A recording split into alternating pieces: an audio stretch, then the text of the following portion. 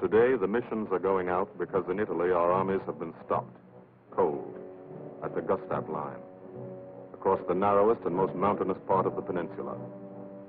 U.S. Fifth Army, British Eighth Army, stopped for 5 months. At Anzio, 100,000 men sweating it out. We couldn't move. Stalemate.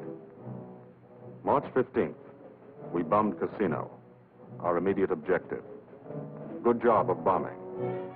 Didn't work. Our infantry didn't advance. It was the wrong use of air power. Wrong because we were not taking advantage of the airplane's greatest asset, its ability to get behind the enemy. That's what the air planners wanted to do, get behind him. Lieutenant General Ira C. Aker, commanding all the air in the Mediterranean, British, French, and American. Major General John K. Cannon, Uncle Joe, commanding the 12th Air Force. And Brigadier General Gordon P. Seville, 12th Tactical Air Command, the brass upstairs who run the air war. They said, let's not hit him here. Let's hit him here. Let's isolate the battlefield. Let's weaken the entire German front by depriving it of supplies, fuel, food, ammunition, reinforcements. They call the plan Operation Strangle. This is what we want to do with airplanes. How? A lot of railroads in Italy. This is the enemy. Keep the trains from getting through. A lot of rivers in Italy, and over 700 major bridges. We figured if a train came to one, and it wasn't there, it'd be kind of tough to get across. Medium bombers got many of the important ones, but bridges are long, narrow targets, difficult to hit and destroy. Took a lot of trips, bombs, planes, men. We started to use a special weapon. A fighter bomber, the P-47 Thunderbolt. One engine, one man, one bomb on each wing, extra fuel tanks for range. 6-5's crew chiefs taxi from the dispersal points to the end of the runway. Line up the squadron.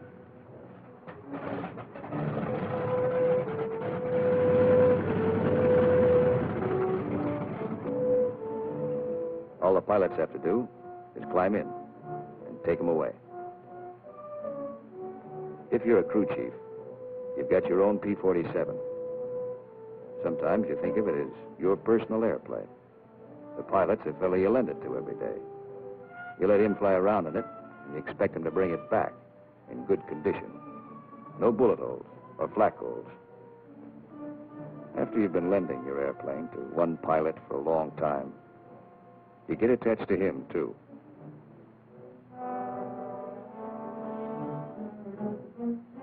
If you're a pilot, no matter what your rank or how many hours you've had, what counts here is the combat flying you've done. Unless you've done plenty, you're a beginner. You're called a sprog. And you remain a sprog until you're wise to the tricks of the trade. After you put a few missions behind you, you become a sport. Then, with plenty of action, 50 or 60 missions, if you're still around, you're promoted. You become an old sport, a veteran.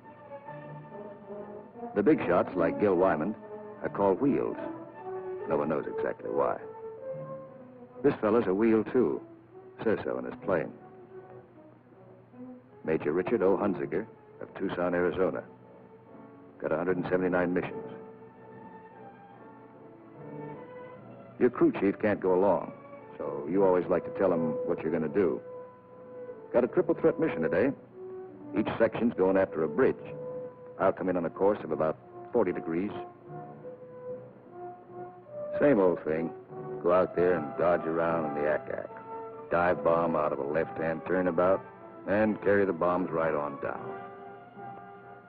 We're flying top cover on the other two sections while they bomb, and then we go in ourselves. Weather's supposed to be Cavoo, so maybe we'll have a good show.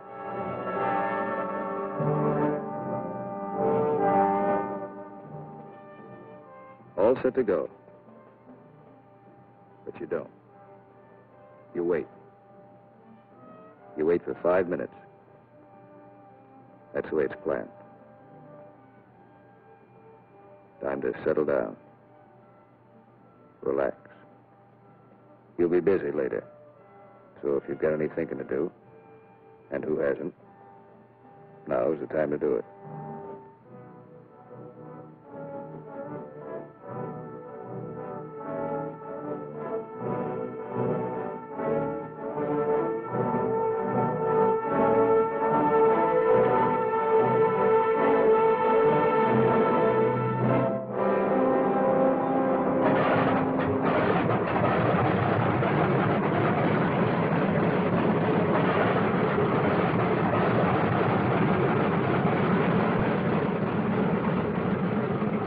Here, hold this till I get back.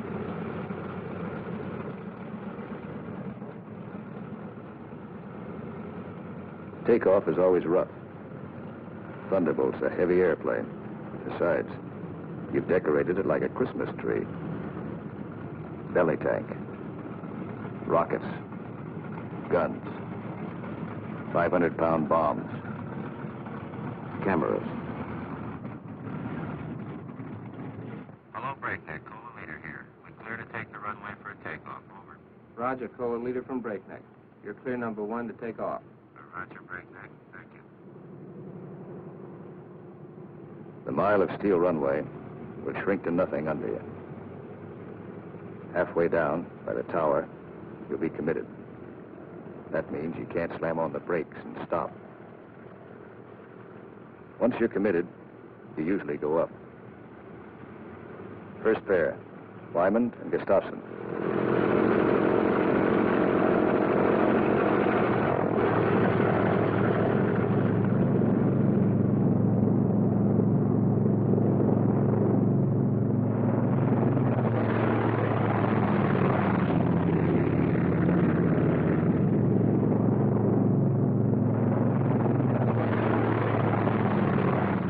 First pair off. Second pair taxis out. Goss and Burgess.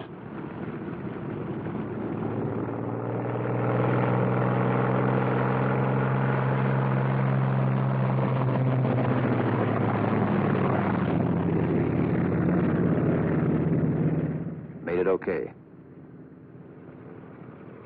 Manda and Richardson.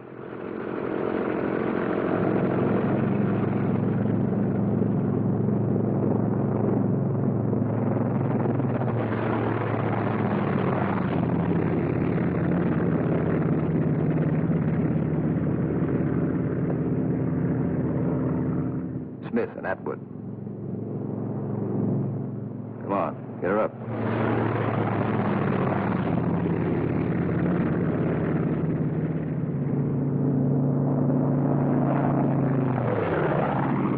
Hickok and Morrow.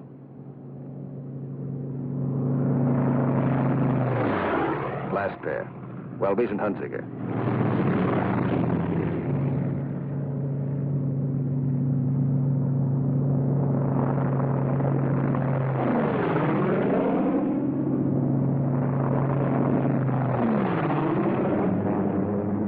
Squadron is airborne.